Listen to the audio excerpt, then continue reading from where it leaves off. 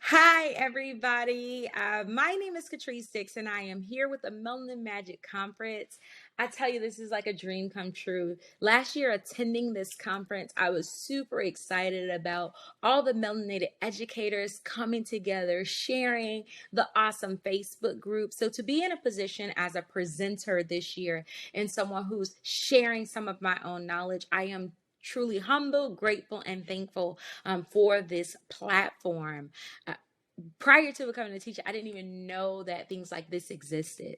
These conferences and things were teachers who were super enthusiastic about their subject matters, their topics, and most importantly, their kids. So thank you, thank you, thank you, thank you again for the creators of this particular platform, and I hope that it continues to be blessed and expands. This is year two, so I look forward to being here many more years, whether that be as a speaker or as a listener. I am super excited about this platform.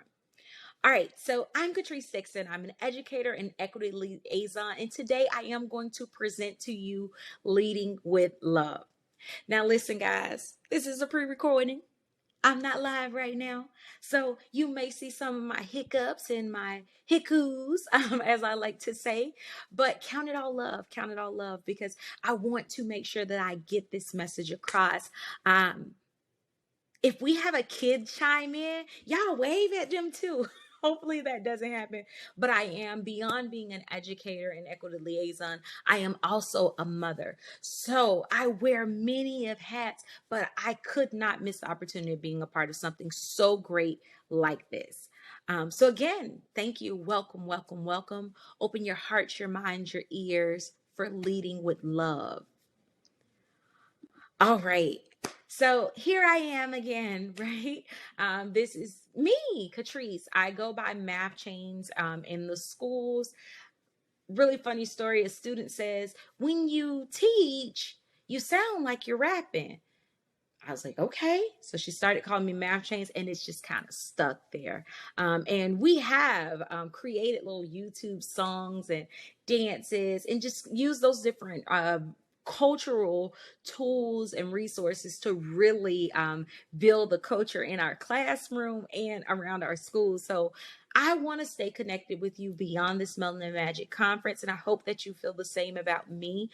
Sharing best practices, sharing ideas, whatever it may be. I want to definitely be able to touch bases with you guys, and then tell me if I did good, tell me if I did bad, because feedback is always helpful. We know that as educators, right?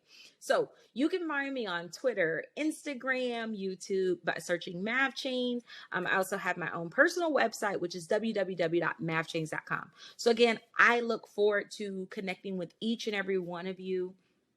So let's go ahead and get started here, guys. So I know you probably read that title, Leading with Love. And the first question that I think would probably come to your mind is, what's love got to do with it? Y'all know that good old song, right? Now, I'm no singer here. Definitely not a Beyonce or anything, but y'all remember that? What's love got to do? Got to do with it? What's love but a second hand emotion? I think that's the words. But listen, guys, what does love have to do with it? Seriously. Well, I beg you to scratch your mind and think about this. Everything. Love is cultivated between people, and it continues to grow over time. It encompasses experiences and engagements, the ups, the downs, the highs, the lows. Love help us to identify who we are and who the people around us are. How should we involve and engage? Love requires commitment, time, mutual trust, and acceptance. Love is not just limited to your family. Love is an action of what you do, how you do. So I want you to put yourself in a place today to scratch your minds, to truly think beyond the standards, beyond the requirements of rigor and state standardized testing and the uniforms and needs for pencils and the lack of supplies and the we've got too many students per educator, the classroom ratios. At the core foundation, why do you teach? Why is teaching important? Why do we even need it? Love, right? Anything you love, you want to see it do better. Anything you love, you want to see it grow. You want to cultivate it. That's what we're doing every day in these classrooms with our students. And I think sometimes because that's not written in the text, there's not, that's not in the oath to love the children. It's not in the oath to love what you do or love your standards or even your subject matters, if we really real, right? But love is the very premise that's going to get us to success. So whether you're giving it all you got with love, or if you've been giving it a little, I hope that you open your minds, your hearts, your ears to my presentation today to know why love is our most essential element as educators. All right. Now, if I didn't say it before, I'm a math teacher. So calculations are important to me. It's got to add it up and it got to make sense. So I gave you a math equation today. Love plus culturally responsive teaching is going to equal effective, engaging student relationships and high academic achievement. Now, of course, that equal sign, I can add a million more things on there. And you probably can too, because when you think about it, when you're loved right, what comes out of that? What are the outcomes of being loved right, right? We just think about that.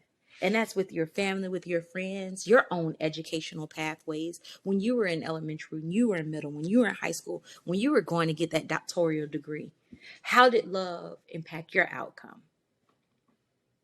All right. Now, this training will probably be a little different.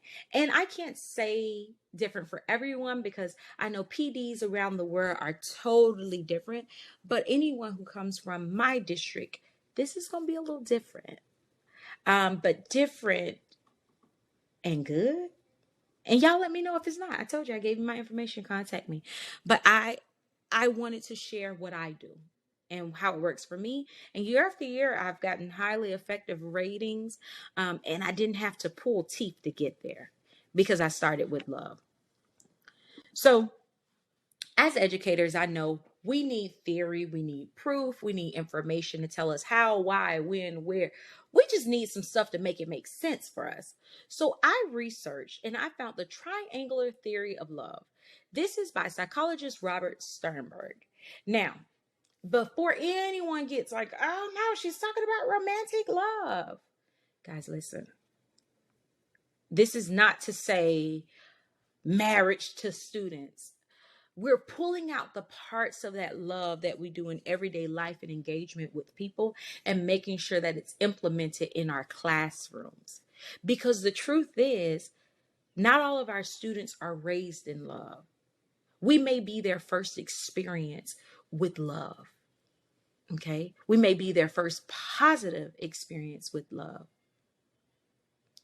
If I'm completely transparent, sometimes an educator is their first bad experience with love. Because if you're a mom or a dad or a parent or just anybody who loves somebody, when you drop that kid off at that gate or in that car loop, you say, all right, you have a great day. I love you. Whatever your sign off is.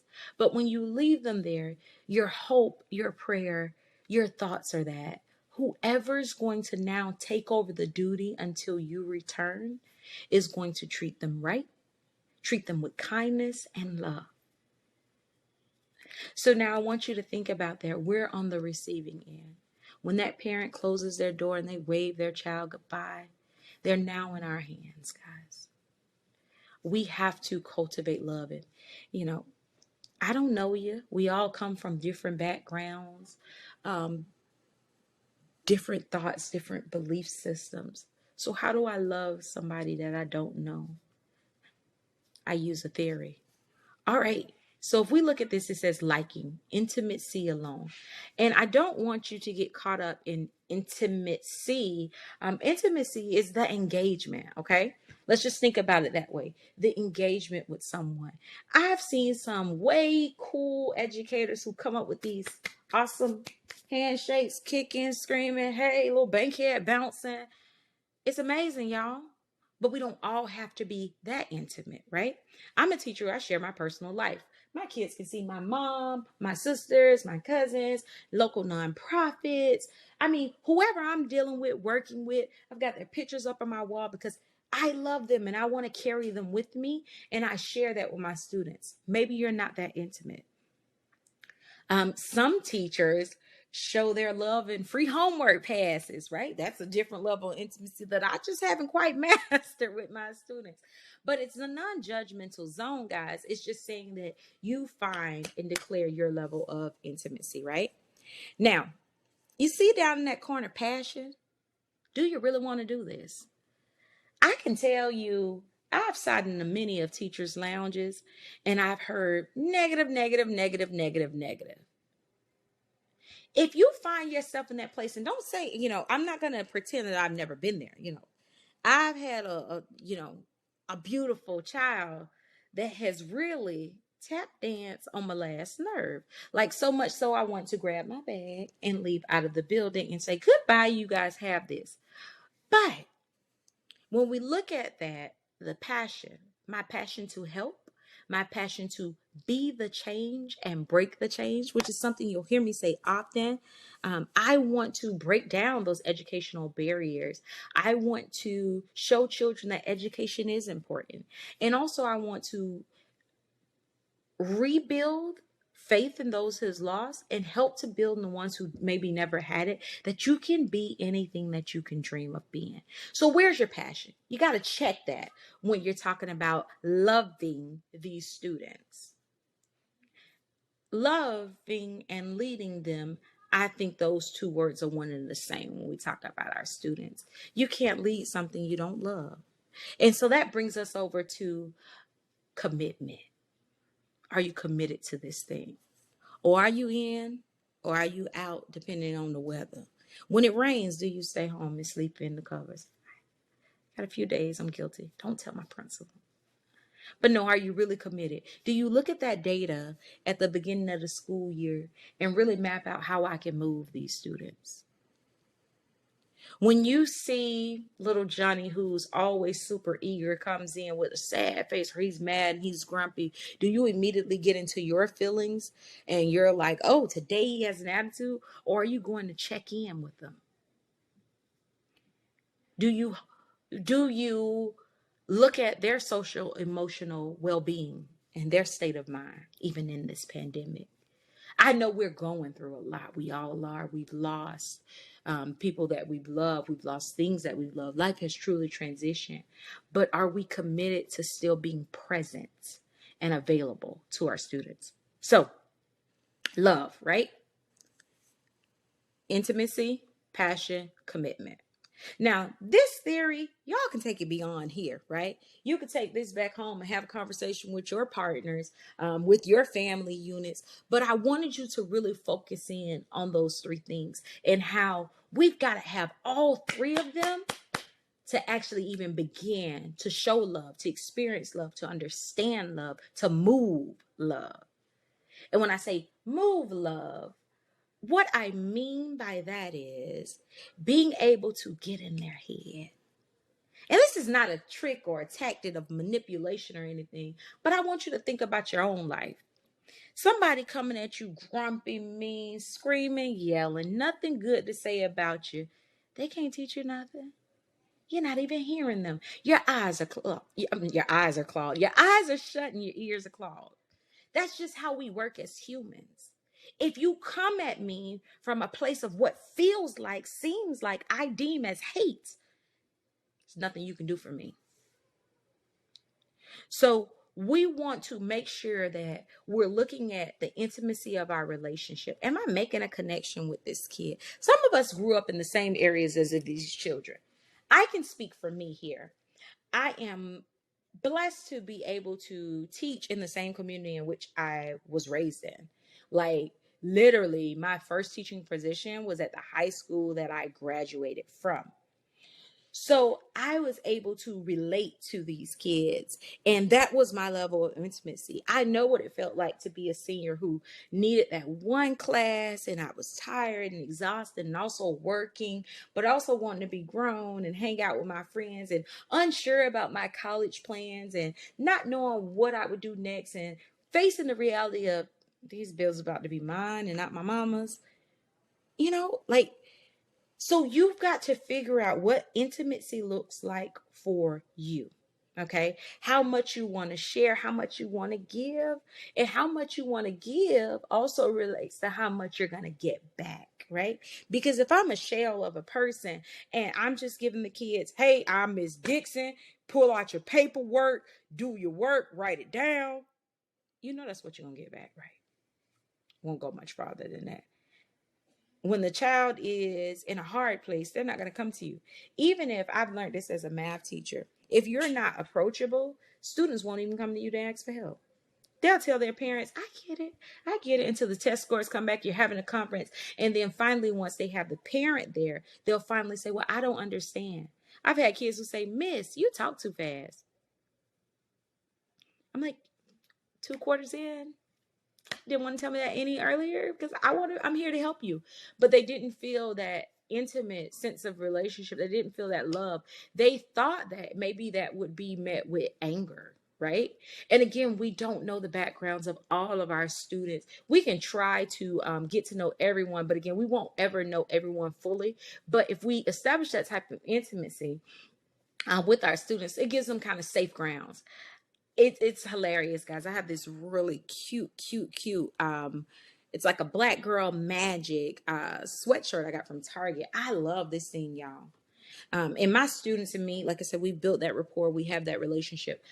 A student waited till after school was out. I wore it in the summer, and he wrote me on Instagram and said, Miss Dixon, I've been wanting to tell you this all year, but your hoodie looked just like the Burger King bag. I could have taken offense to that. But I laughed, man. I laughed. I shared it with my friends. I even offered to get somebody else a sweater because I was like, he might be right. But me having that relationship with him allowed him to be able to tell me his truth, his feelings, without him having fear of being ridiculed or getting in trouble. Like, listen, and I'm pretty sure many of you have had it. You got the students who've had the bad day. But if they don't know that we, one, got that relationship with them, we're committed to them, we're committed to their education, and we're passionate about them and their success and not just our data at the end, the kids won't have that open, safe space. And let's talk data real quick, because I've even fallen into the loop. I've been highly effective since I came in the game, y'all. I'm so grateful and thankful, and I do not want to lose that standing. But am I okay if I do? Kids can tell that. Kids can tell if your buy-in is more so about you than them. Because you think about it, again, this is walking on the premises of love. You know if somebody really loves you and they don't. Now, I'm not talking about for those one-off instances where you got these great pretenders and actors who can go above and beyond and make it seem like you are their end all be all, and then they switch up on you. But we know when something ain't quite right, when there is not true, genuine love, when somebody really doesn't care for us. Guys, they, I believe, are better detectors than us as adults because they don't have a lot of foundation. Maybe they haven't seen too much fake love, or maybe they haven't seen too much real love, right? So they're not tainted with as much stuff. So we've got to give kids that respect, that we got to show them our love. All right. Now we're going to move this thing on. So beyond our love, y'all, if you teach to the culture, you can reach the culture. This is something that I stand by wholeheartedly. As an African American woman who teaches at a predominantly Black school, Title I school, which means most of my kids are on free and reduced lunch. Listen, I can't walk in here with lobster tails in my lunchbox every single day. I can't afford to. Y'all, we all know teacher salary, right? But we have to meet the kids where they are. That's meeting them where they are, even in how we dress. I'm not telling you to go on Trendy Teachers and buy all the t-shirts, because maybe that's not your style. But every now and then, it doesn't hurt to have on the sneakers that the kids have on. It doesn't hurt to dress up because maybe they've never seen anybody in that type of attire. But we've got to learn what their culture is. What music do they like? What dances are they doing? Like, you see that? That didn't kill me. And as an educator, if me having to do a little bit of, I call it a bankhead bounce, but they call it something different these days. But if I've got to give a little bit of that to be able to get them to buy into what I'm selling, because ultimately as educators, we are sellers. I am a math teacher. I am selling you math standards, okay? I am trying to get you to understand number systems, algebraic expressions, everything I tell you, I'm trying to get you to buy into. I'm trying to get you to engage, enjoy, and love. I got to teach it how you understand it. All right. So there are 7 principles for culturally responsive teaching. And here they are. And I'm going to go over them with you. And many of us, I know, are probably just doing these just off of naturally who we are, right? And just reading them is like, oh, that's what I've been doing the whole time. So kudos to those of you who are already there. But then there are sometimes things that we didn't even realize we needed to do. So it's important for everybody to have access to these. I can send them to you. I can email them to you. I even put the source at the bottom so that you can actually pull them up yourself. And there's a lot of great literature on that website as well. So first things, students are affirmed in their cultural connections. Listen, guys, whether you're in a school that looks like you or you're in a school that doesn't, you want to affirm those students because we want to be affirmed. Every time we go on a job interview, and we tell them why we're the best candidate, if the person just kind of says, we don't feel affirmed. Starts to make us feel unsure about who we are or unsure about do we fit at this particular job. So we have to affirm our students with those cultural connections. Listen, when the ones drop, and now they drop on Nike app any day of the week, but it used to be like the Saturdays, and the kids come in on Monday with the new shoes on. They fly. Let them know. What? Those are nice. When it's Haitian Flag Day and your students have their Haitian flags and they're talking about their Haitian culture, let them know that's dope. Ask a question or two. When you see lunch, because I like to do the walks through the cafeteria. It's just my thing. You don't have to do it. But when I see the kids and they've brought their lunch from home and it looks like something I've never seen before, or they have a unique smell and fragrance from the seasons, I ask questions. Let them know that I'm interested in who they are, what they are, and I'm here to affirm. Number 2, teachers are personally inviting. Listen, don't nobody want to deal with the Grinch. Listen, Rod Wave said it best. I got my heart on ice. Y'all remember that song? Who wants to deal with somebody with their heart on ice? They already up there, arms crossed, eyebrows, down like this. Excuse mine, because they're not arched. Huffing and puffing. I don't even want to talk to you. Because what if I just walked through the rain and had to drop my 2 siblings off to elementary school before I got here? Mama caught them, broke down. Daddy lost his job. Hello from you don't even make my day go by better. I stand at my door with my door open. Hey, what's up? Because my kids say what's up to each other. So I let them know I'm here with you. But they still know that you have to respect me as an adult. But what's up don't hurt me. What's up doesn't take anything from me. How's your weekend? What you did this weekend? Don't let us don't watch the same Netflix series. I might take 2 minutes to stand at the door and be like, say, what happened in All American? Girl, was you shocked about what Olivia said? You need to let them know, because when there's a big issue, when there's a real issue, I need you to know that I'm your one person.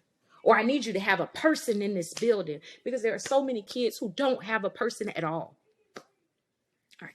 Learning environments are physically and culturally inviting. Now, a few people might be throwing some peanuts at the screen on me on this one, because I am a diehard Target dollar spot person. Do you hear me? When they drop them teacher collections, I'm picking it all up. But I just want you to think for a second. When you got your first place, or even when your room, you want to put things in there that make you feel comfortable, that make you feel safe, that's just pretty, that emphasizes your own personal style, your taste. You don't got to go to Z Gallery and break the bank. but put a picture up. I cannot even work in an environment that looks like a jail. I've never been arrested. I don't want to feel like I'm in a jail cell. And guess what, guys? Kids don't want to do that either. Just like when you come home from that long, stressful day of teaching, you open that door and you want, the kids to have the house organized or the spouse to have the house organized, and you want to lay back on your favorite couch and get your cuddly blanket. I'm not saying you got to bring blankets and pillows in the room, but make it comfortable, make it inviting. Even sometimes I have to put up local nonprofit signage in my classroom. Let them know I'm a part of your community, right? Uh, when we go through Hispanic Heritage Month, I'm putting up things, we're talking about it. Black History Month, listen, we go all out. We do these PowerPoint slides. Bring your pictures, bring your family, cultural awareness. We put things up on the wall. I even invite the kids to bring their own pictures because maybe it's motivation for you to look up at your mom when you're struggling. Bring it. Students are reinforced for academic development. Now, we want to let the kids know that, yeah, there's a test. Most states, there's a test, right? Yeah, it counts. Yeah, it matters. But that's not my biggest concern. My biggest concern is that you're actually understanding the content and growing. Many of my students have come in below grade level. Ideally, I would love for all of them by the end of the school year to be above grade level. But realistically, I know that may not happen. And especially considering circumstances like this pandemic that we've all experienced. But growth is growth.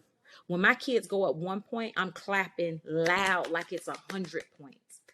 Because that constant encouragement and reinforcement for the student, it does something to them, y'all. They're going to move up just because, hey, you in my corner. And sometimes you might be the first person who clapped.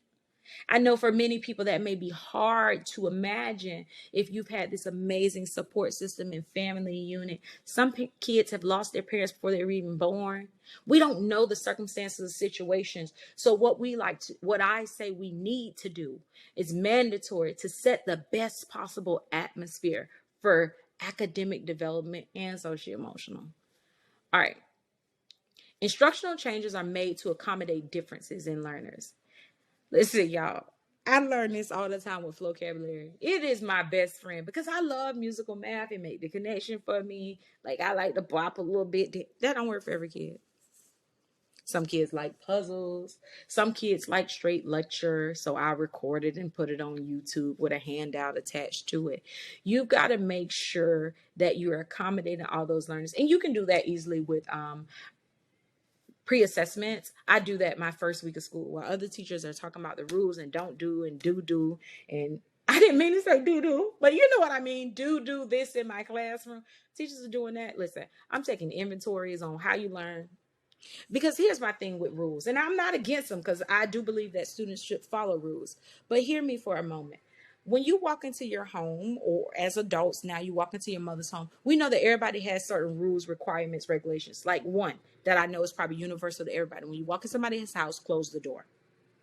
Now, whether you're required to speak to everybody, that may be cultural differences, that may be, but we all know that close the door behind you when you come in the house. Did somebody write that on the wall to get you to understand that? Or did someone just tell you? Right. They told you, maybe you was like 2, 3, close the door, close the door, close the door, right? Maybe we had to repeat it a few times for you to really get it, understanding, and keep going by it. Nobody had to yell, maybe, right? But we were able to communicate some of the rules. So I personally just don't write them on the wall. I have them. I have a lot of them. The kids will tell you, like, she the only teacher I know who ain't got no rules but got all the rules. You're right. Because what I'm doing is teaching you habits, responsibilities, actions, morals, values. Yeah. Like the boys, y'all got to hold the door for the young ladies. Come on, let us come through, That's a rule in my classroom. It is. And when they hold the door for you, turn around and say thank you. Show gratitude for what they've done for you. That's a rule, right? But I didn't write it on the wall. The relationship and the culture and the love that I give allows me to be able to implement those type of rules on demand. My kids will tell you often, Miss Dixon will holler, I don't like that. Don't do that. That's me letting you know a rule. And you can let me know the same thing. I always tell my kids a part of affirming them is making sure I say your name correctly. If I say your name incorrectly, you got the right to check me. And if I continue to do it, you still got the right to keep checking me. Don't let me call you the wrong name, because that's yours and you own it and you possess it. That's something nobody can ever take away from you. You can change it if you want to, but can't nobody take that from you. So don't allow me to discredit who you are. So sometimes you'll see the kids with rolling their necks, that ain't my name. Think I get offended? No. I appreciate you for being a self-advocate. And that's like them giving me a rule back. Respect me. Say my name the right way. All right, y'all. I hope y'all with me. I hope you ain't tuned out on me and said this lady's crazy.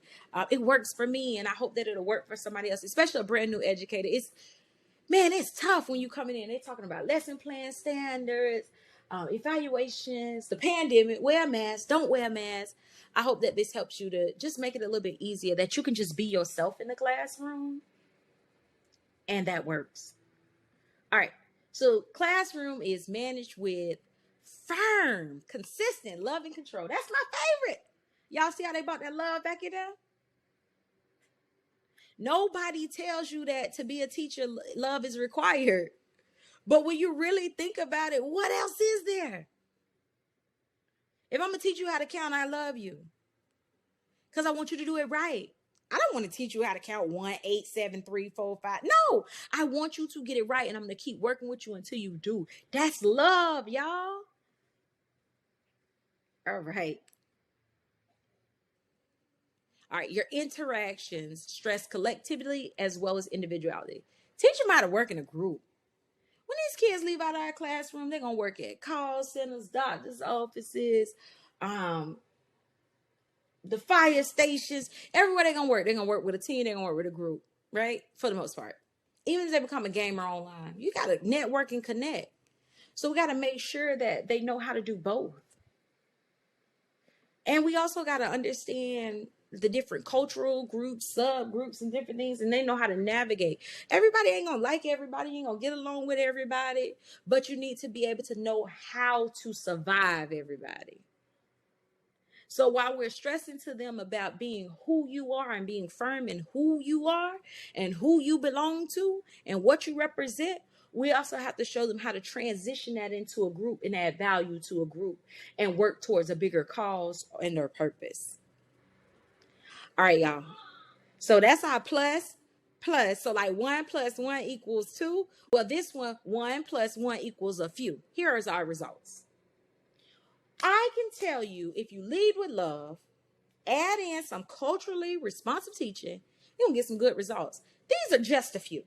I'm pretty sure you're probably formulating a few in your mind like, I already know how to work this thing, and I hope that's where you're at. But you're definitely going to get effective, engaging student relationships, high academic development, increased student engagement, and cultural establishment. And when I say cultural establishment, starting from the bottom to the top, I'm talking about you can change the culture of your classroom. Like, everybody knows Miss Dixon's or Math Chain's kids, because we're going to be like, what's up? You ready? We're going to hype each other up. Here's something I hope that everybody can take to their classrooms. We do this thing as a part of my SEL check-in, because I can't check in with 26 kids, 6 classes a day. It's impossible to figure out how everybody's doing. So we do this. Hey, everybody, how you doing today? Hey, everybody, how you doing today? And we go around the room like pointing to each other, and they say, I'm good, I'm good, I'm good. I'm good is the only response. But we listen for tone. If somebody says, I'm good, we know they're really good. Somebody say, I'm good. That's the kid we need to check in on.